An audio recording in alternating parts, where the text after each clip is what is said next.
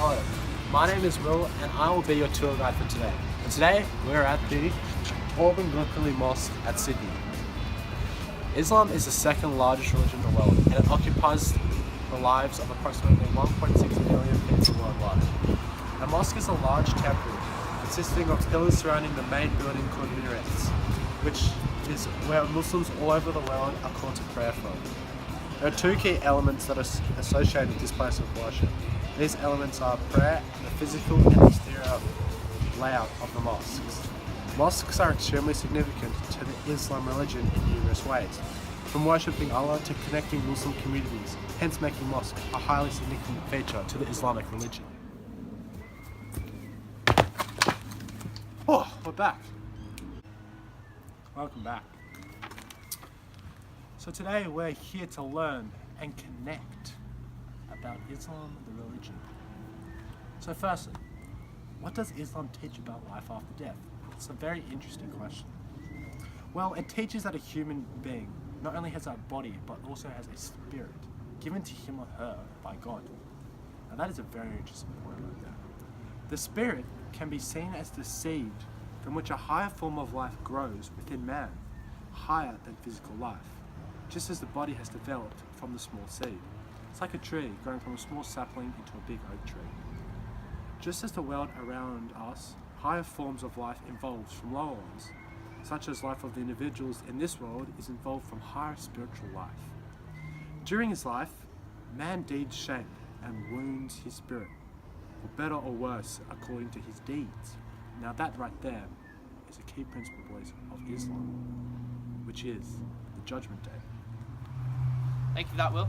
So now we're actually going to explain and examine what the Muslim population actually does to have a better afterlife and to reach this better afterlife. And one of them is the six Aqidah and following the six Aqidah.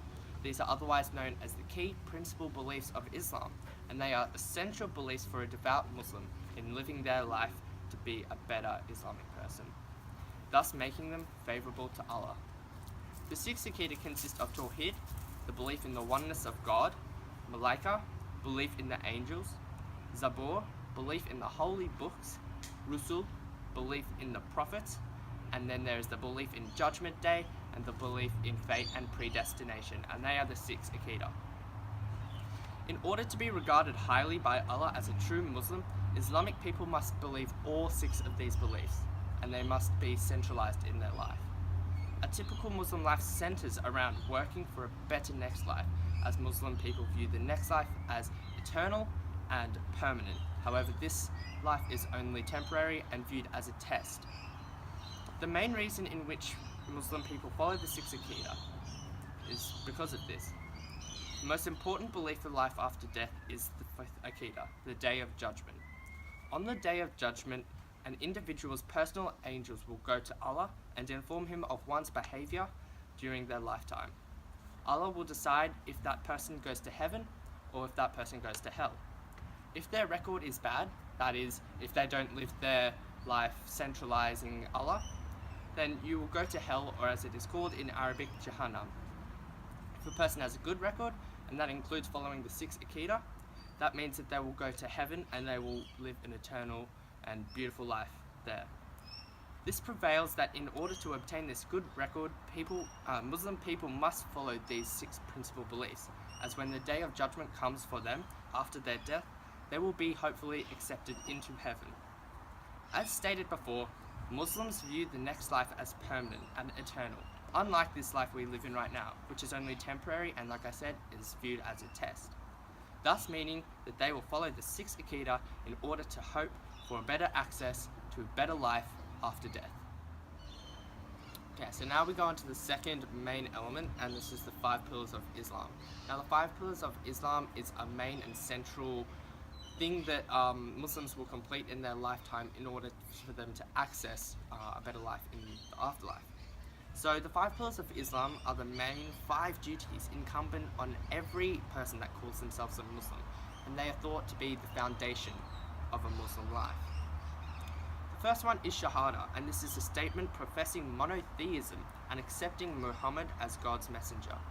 The statement denotes faith or belief in the oneness of God, which is also the Tawhid in the Six Aqidah, and the finality of the prophethood of Muhammad, and is normally said in Arabic. It states, there is no God but Allah, and Muhammad is his messenger. The second pillar is Salat, and this is the very popular and very well known 5 daily prayers that a lot of a Muslim must complete in order to be regarded as a Muslim. It consists of 5 prayers, as I said, at sunrise, at noon, and in the afternoon, and also at sunset and in the evening. So every day, 5 daily prayers. The third pillar is Zakat, which is the charitable side of the 5 pillars, and this is when each Muslim must donate 2.5% of one's wealth to the benefit of the poor and the needy. So they will give money to the poor, and it's just charitable. The fourth pillar is Sawm. Now, Sawm is a ritual fasting every single year for a whole month, which is called the month of Ramadan. Now, during this month, Muslims must abstain from food, drink, and sexual intercourse from dawn to dusk during this month, and are especially mindful of other sins. It is a sense of self-purification. They do this for a whole month in order to purify themselves as Muslims.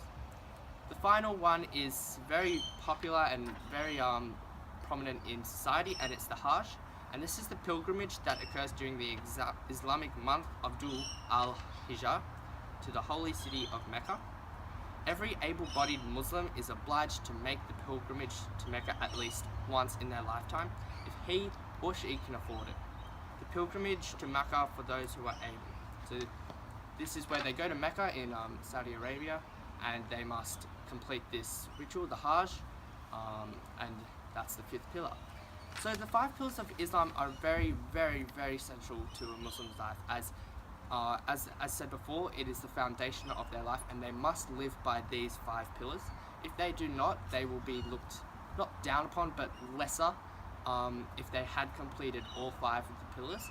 And so when they do reach Judgment Day, the 5th Aqidah, they will be looked as lesser as they haven't completed this, and it is very central to the Islamic religion.